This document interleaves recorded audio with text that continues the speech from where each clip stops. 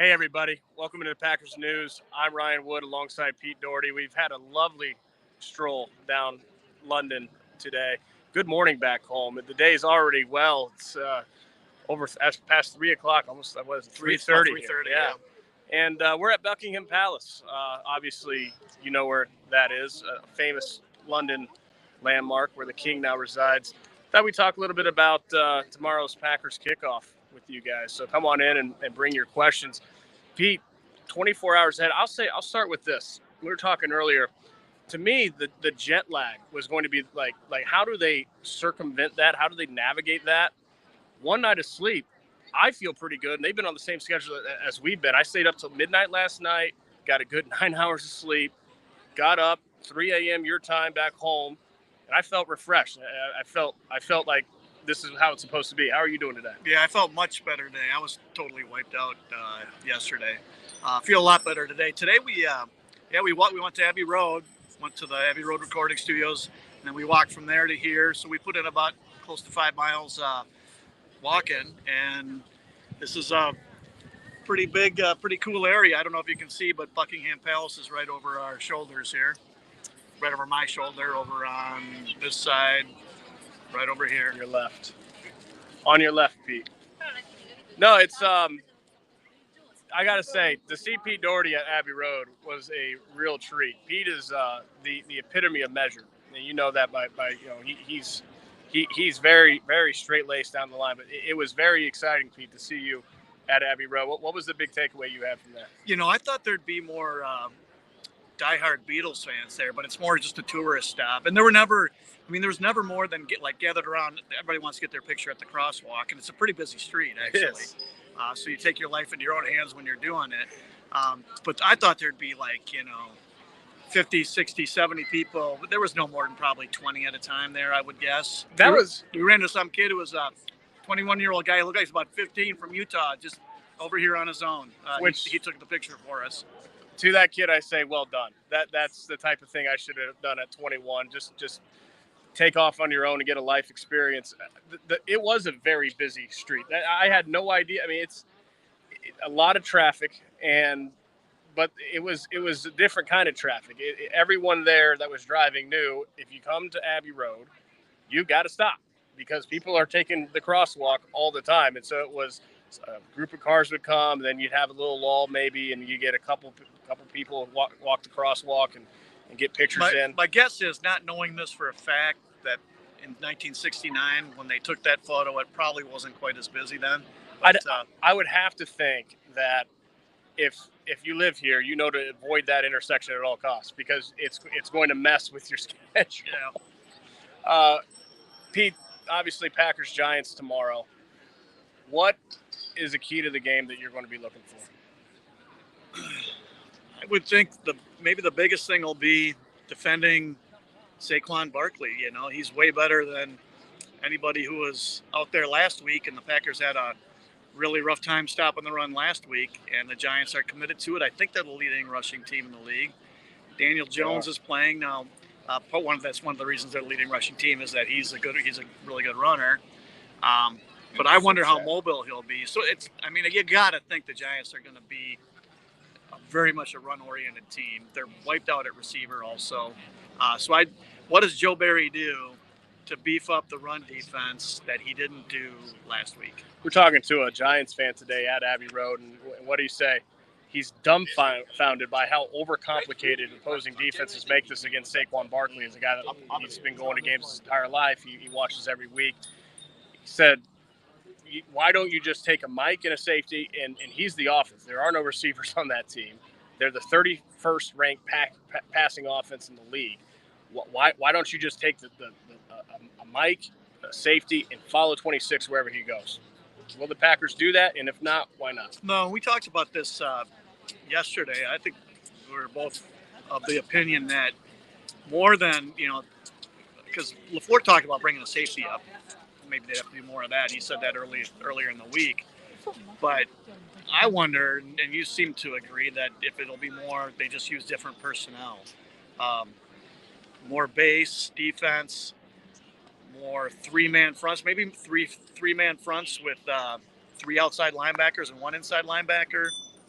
So in essence, a 6-man front or four real defensive linemen and 2 outside linebackers for a 6-man front.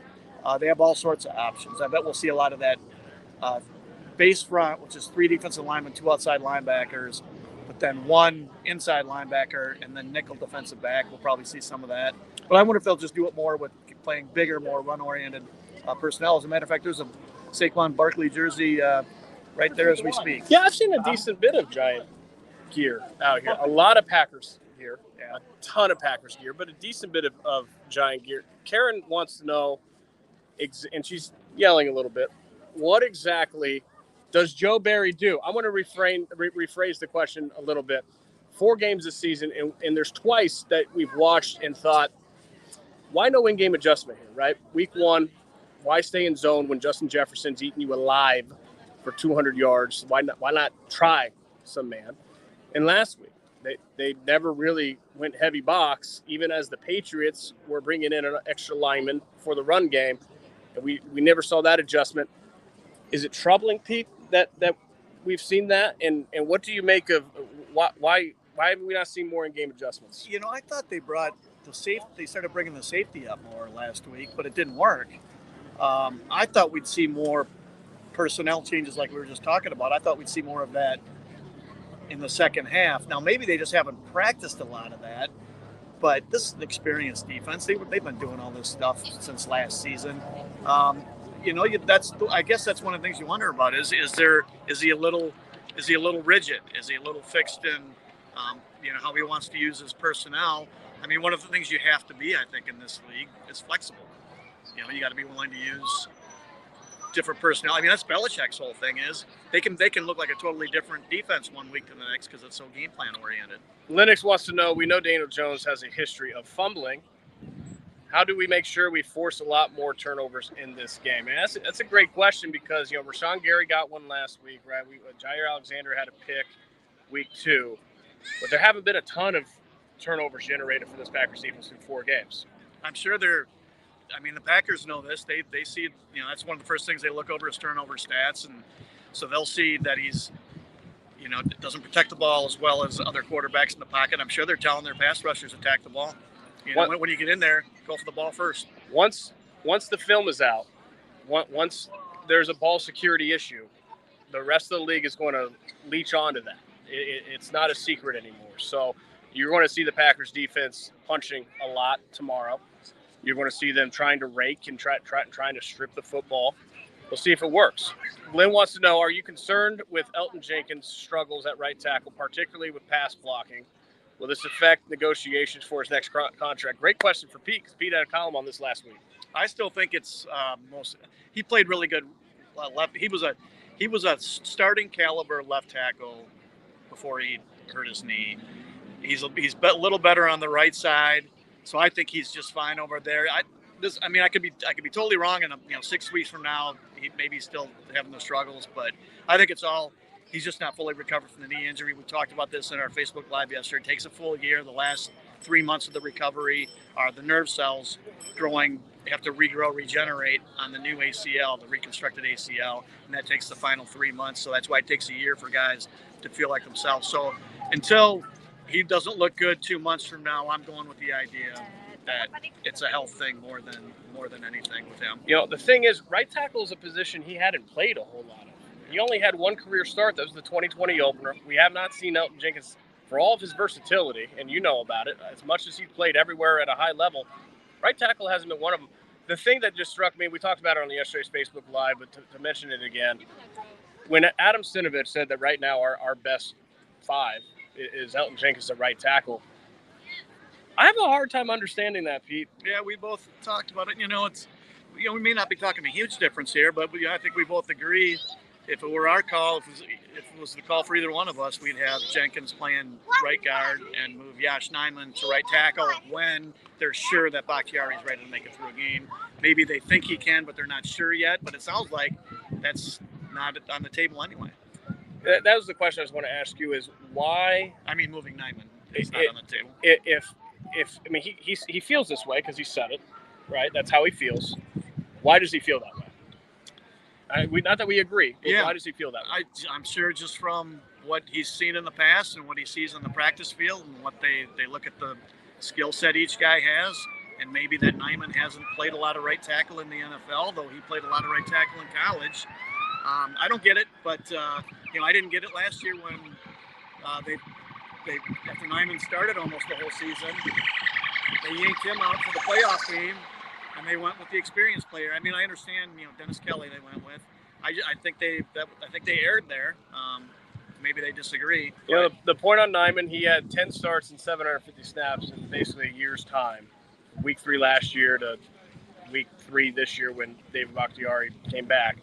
They were all at left tackle. So he hasn't played a lot of right tackle. So there might be something there that we're not seeing that gives them pause to put Josh Nyman at right tackle. But from just the film that we've seen on the field, I don't get it. So we had a question from Brian here. What is the strength of the New York Giants defense? I don't know what. I haven't actually seen the Giants play this year. I don't know if you have or not. But I know Leonard Williams is it Leonard Williams?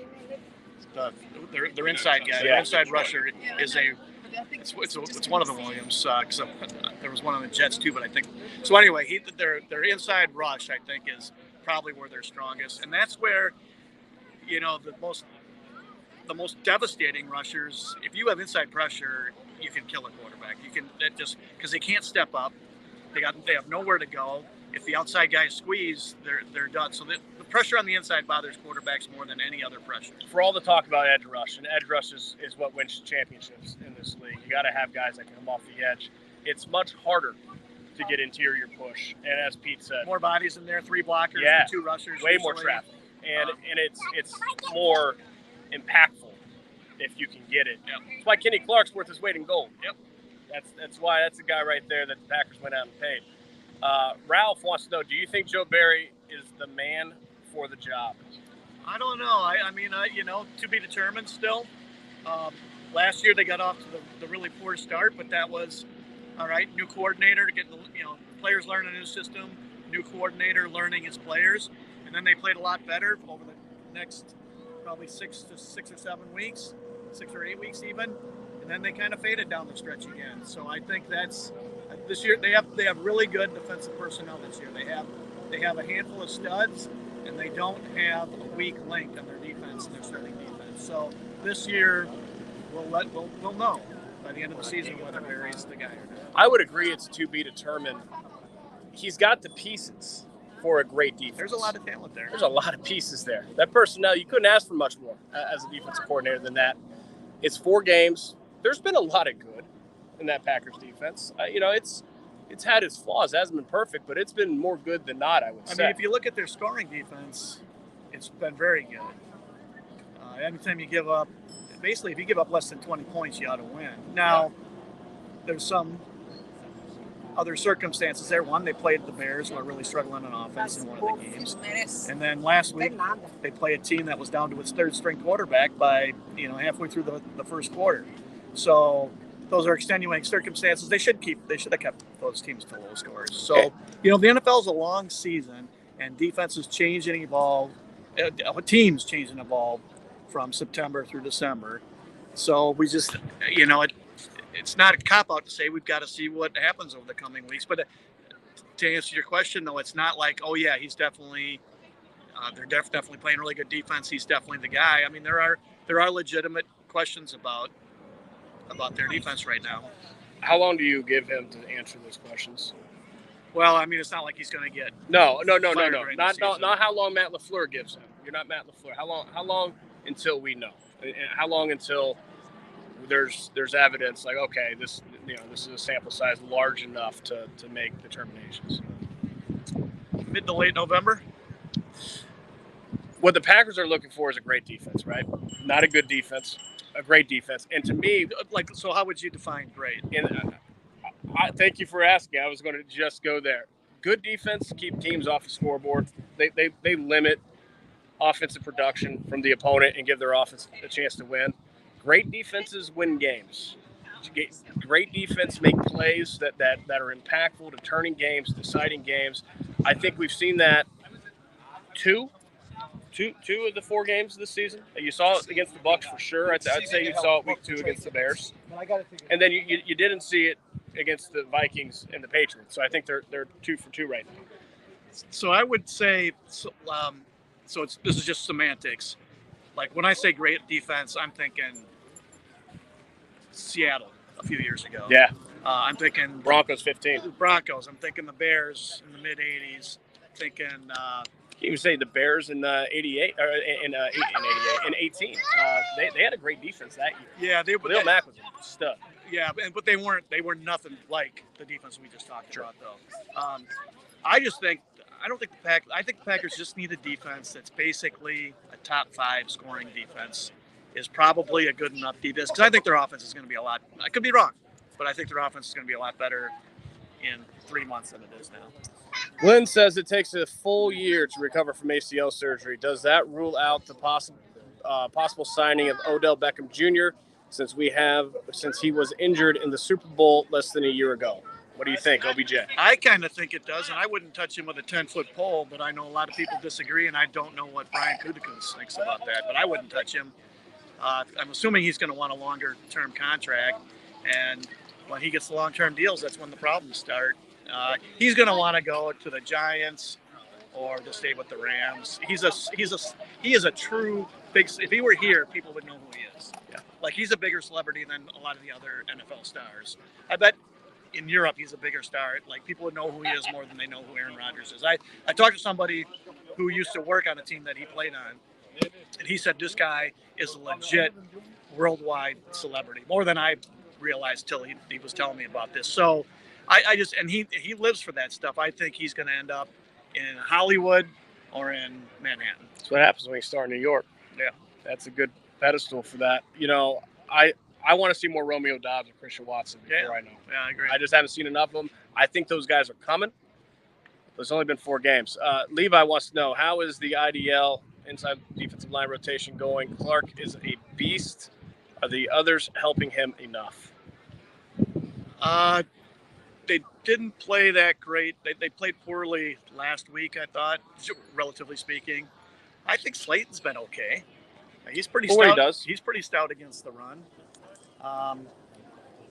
Wyatt has been a total non-factor, which I thought he was going to be a significant part of the rotation as a rookie. So I think they have to view that as a disappointment. Not, long term, he still might be a very good player, but I thought his impact as a rookie would be bigger than it's been. Kenny Clark did very, very little until December of 2016, his rookie year. Now, I would say that he was playing. Yeah, he was better. He was not what you would call good, but right. He was definitely better than Wyatt is now. And then you saw him get a sack. I think his first career sack was late in the season that year, maybe in Dallas. And then he just obviously built on that. Now he's Kenny Clark, and they're looking for help around him. I think Jaron Reed's played pretty well. Yeah, he's he's not Devondre Campbell, but he was that kind of signing. A bargain signing. Yeah, a guy who's a real legit thick of the rotation player. He matters. Yeah. He helps. And Lowry had a really nice camp, and he's a solid NFL player, and he'll knock down, if he plays, his normal amount of snaps, he'll knock down a pass every game, and every 3 games he'll get a sack. But he's not as good against the run. He struggled against the run this last game, and so that's why I wondered if they'd want to play, instead of having him out there on early downs, have Reed, Clark, and Slayton, their 3 biggest guys. Tommy wants to know the big question, Pete. Are you ready for this? You guys get bangers and mash last night, and no bar fighting. Oh, me and Pete, we're lovers. We're not fighters. No bangers and mash for me last night. I had something with a lot of curry on it and black rice. It was really good at a pub restaurant. But no. So, which is, as we learned yesterday, sausage and mashed potatoes. I had a cheeseburger and lobster. My good friend. You had a cheeseburger? Yeah, with a lobster. I've never had that pairing before, but I'll tell you, it was good. It was very bizarre. But it worked. I had cheeseburger and lobster with my good friend Gary Ellerson. Adam asks, outside of Smith and Gary, outside linebacker has had no production. Yep. Who steps up, and can they make a move there? I don't think they have. I think the guys they have there are who they are. I mean, Engegbare, am I pronouncing that correctly? You are. He may have some future talent as a rusher. I thought he got killed in the run game last week. I think it's a real issue position. I could definitely see before the season ends, especially if those rookie receivers improve, that outside linebacker would be the higher priority. And if they lose one of those starters, which is one reason to not go after a receiver right now, if they lose either of those starting outside linebackers, they will have to go get an outside linebacker. That's another position where you, save for the very few, the very rare, you don't see a lot of guys come in from college and tear it up right away. So I think they'll take, especially a 5th-round pick. It'll take Kingsley and Enagbare some time. I've been saying it since the beginning of the offseason, since they released Darius Smith. Rashawn Gary and Preston Smith have to stay healthy. They stayed healthy last year. They have to stay healthy. That's your outside linebacker depth chart, and if they stay healthy, they'll be fine. They both have really good injury histories. You know, Yep. They have not been hurt. Preston Smith missed one game, I think, in his career. Entire career was last year against Washington. And I think Gary, I looked this up. I think he's missed 2 games in his first 3 years in the league, and one of them was a COVID game, so that's not even an injury. So, but as helpful as that is to have that kind of injury history, it still guarantees nothing because anybody can get hurt in that game. Once again, we are live here from Buckingham Palace, talking tomorrow's Packers-Giants. Does Watson get targets downfield this week? You know, Tom Silverstein predicted the very first offensive snap of the Packers season there in Minnesota, deep to Christian Watson.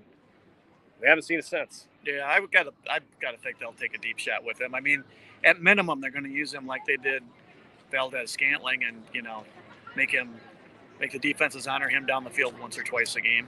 What did Aaron Rodgers say yesterday when he was asked by the British media about airing it out or putting on a show? He said, Matt LaFleur's a little grumpy right now, but although he was by far the least grumpy he's been all week on Friday. Once he got here, he put on a smile for the British cameras. But he said, I'll talk to him when he's in a better mood about airing it out. So we'll see if they air it out. They better stick with that run game, though. Yeah, they do take a shot, but you got to stick with the run game. Right. And even LaFleur said after the game the other day, you do have to take your shots. But they are not built to be an air-it-out team right now. Lazard all the way. His hands are better than Watson's. Well, yeah. Yeah, I would agree with you, Karen. Lazard had some pretty good that ball he caught down the right sideline there in the second half was a really good. I mean, it was a great throw, but it was a really good catch. It sure looks like his thing is going to be, he may or may not put up 70 catches, but his thing is going to be third downs, red zone, clutch situations. That's the guy who has the best combination of talent and trust for Rodgers. The 2 rookies are more talented, but not trusted as much. Cobb might have more trust, but he's not at 32. He's not nearly, his talent is diminished. So Lazard will kind of be a go-to guy, I think, in those situations. 3rd and 7, 3rd and 9. I think that's the guy to look to. Him, Tunyon, and Randall Cobb. And those are Tunyon as the season goes on, but those are huge plays because anything that keeps the chain moving. Alan Lazard's wide receiver 1 until proven otherwise. I know Romeo Dobbs is coming on, but he's wide receiver 1. Levi wants to know, are they waiting for Hill to get healthy to use a 3rd running back? Levi, I was talking with Robert Tunyon a week or 2 ago about his injury, and he was talking about how no ACL tear is the same. Obviously, about David Bakhtiari. That Robert Tunyon's was a complete simple tear, just the ACL. David Bakhtiari's was the opposite. Kylan Hill's was like David Bakhtiari's. It was not a simple tear. It was more damage to the knee. It's going to take him some time. I don't know when he'll be back. And that's a running back. Yeah. Yep. That's trouble. Yeah. And because Kylan Hill's entire game, what made him stand out as a rookie last year in camp was the burst. Yeah. It was the explosion. And the thing was, I thought he had the chance to be a legit running back in this league. Not saying he can't, but it's an uphill climb for him. Tommy asks, are Packers fans taking over London? Let's see. We got any Packers fans around us right now? Taking over London? No, this is a little too big of a city to take over. Huge. I mean, we're just here. There are people in all the accents you hear. I've heard a lot of what I think are Eastern European accents. I mean, they're from all over. But some of those people with those accents, every once in a while, one of them's wearing a Packers jersey or Packers sweatshirt or something. There's definitely enough where you see them. When we were at Abbey Road, we probably saw 15 people. We were there an hour and a half, maybe. We probably saw 15 or 20 people wearing Packer stuff. So they're more noticeable than the Giants fans have been, although there have been some of both. You taught me a word today, Pete, What was that? about London. I know this word, but I didn't hone in on the definition of this word, cosmopolitan. I didn't know exactly what that meant. And he said London is very cosmopolitan, very much in the frame of New York City. And it is. It is very much a melting pot of people. Yeah, here. Yeah, from all over the world. It's amazing. It's New York City plus, kind of. Right side of the line is a problem. Why has Newman kept his starting spot? Well, we talked about that yesterday. I think he's okay at guard. I think he struggled at tackle, for sure. But I think he's okay at guard. If they had to play the whole season with him, I don't think that would be the reason that they didn't win games or go as far as however far you think they should go. The Packers must think he's okay at guard, because when Adam Stenavich says our best five right now is Elton Jenkins at right tackle, he's implicitly saying that right guard Royce Newman is on the field. And that's why I don't get why you don't put Josh Nijman, who's played a very fine left tackle, at right tackle, and you put Elton Jenkins, who is the guard. He's a Pro Bowl guard. There we are, right across the street, somebody wearing a Packers hat and shirt, and somebody with them wearing a Giants sweatshirt and hat. There you go. So there are a lot of football fans around, but it's still 1% of the crowd here, probably. So Levi's got, is DeGuara just a body at this point? So we're third year into his career. Probably really good chance that he's just a niche player. It's looking like I thought he was going to be a use check kind of player for him. And LaFleur seemed really excited when they drafted him. If you think back to a couple of years ago on draft day, he was beaming. He really liked the guy's character. Plus, the diversity he could bring to the offense, but they hardly play him, and he's had ample chance to get on the field. So he's shorter for a tight end, and he's a hybrid fullback tight end, and he's a little limited. It's not like he's super fast or anything, so he's not a guy who stretches the seam. So he has not turned out to be, and he's not the devastating blocker Juszczyk is, or good blocker. So he has not turned out to be the guy that they projected him to be. Pete and I are going to scoot one little bit to the left here so that we can block out this sun for you. Isn't this what DeGuara was supposed to be? Like, when he was drafted third round, we were like, what? And then it was like, well, this is what I get when you say that he's supposed to be Juszczyk, all right? He's definitely not Juszczyk, but there's only one Juszczyk. But they drafted him so high that's the role. He's doing the role they drafted him to do. They're using that role 8 snaps a game and not 18. Yeah. A lot of letters and numbers, and Camaro says, does Cobb look faster than last year? That's not a bad question.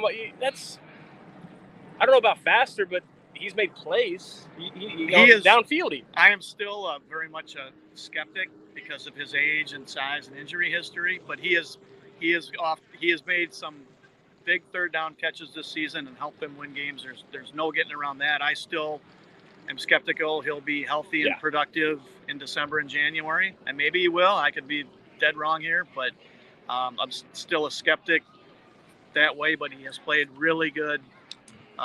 He's had some big catches this season. I share your skepticism long-term, Pete, for sure. I think the best part of Randall Cobb, honestly, is that him playing and making those plays has not taken snaps from Romeo Doubs. Yeah, they're not.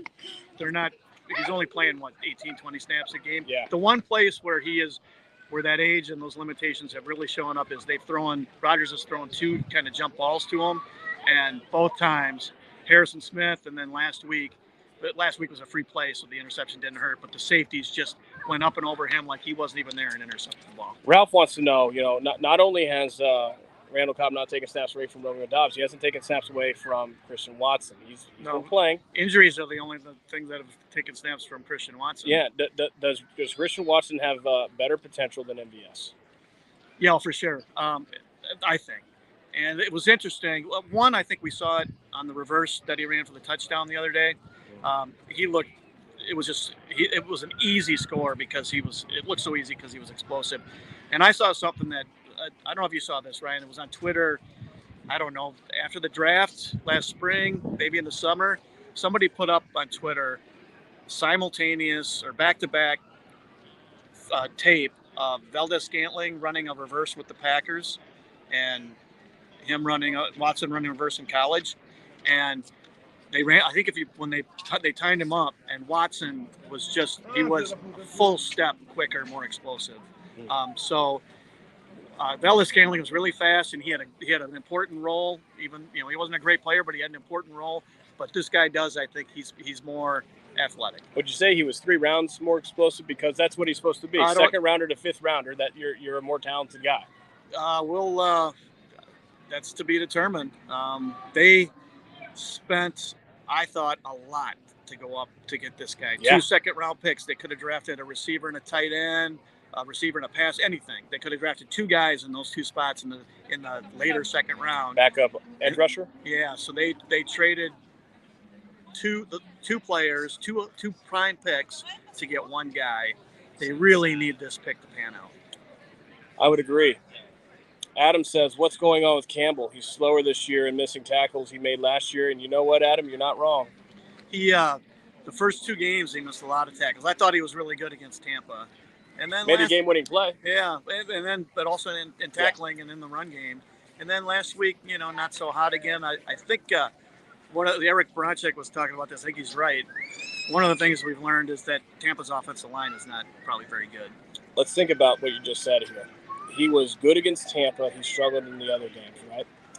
The Packers were really good against Leonard Fournette. I understand that they didn't have their top 3 receivers. It makes a huge difference, but they were good against Leonard Fournette. Yeah.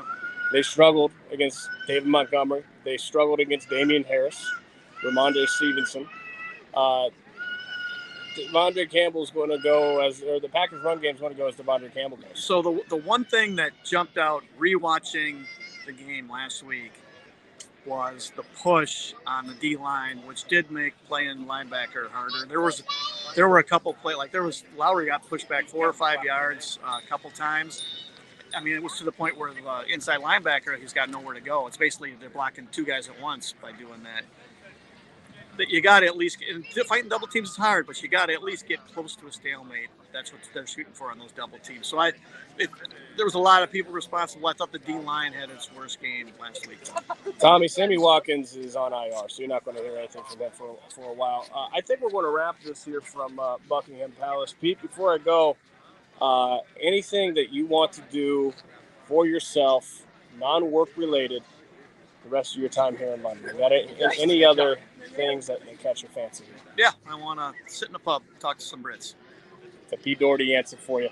I am going to check out Buckingham Palace. I'm going to snap some photos for my kiddos at home. They're extremely excited about Buckingham Palace. And I think I'm going to go check out Big Ben. So thank you so much for following along live here in London. Obviously, we have full coverage coming up with Packers News.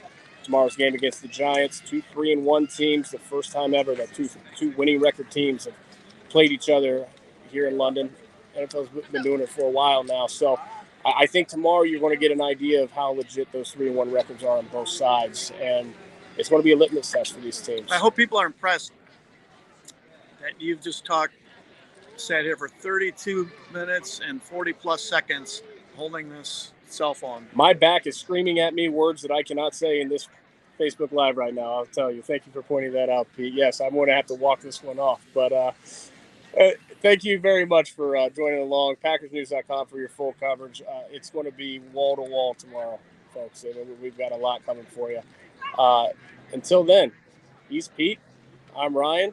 We'll see you guys when we get back to the States.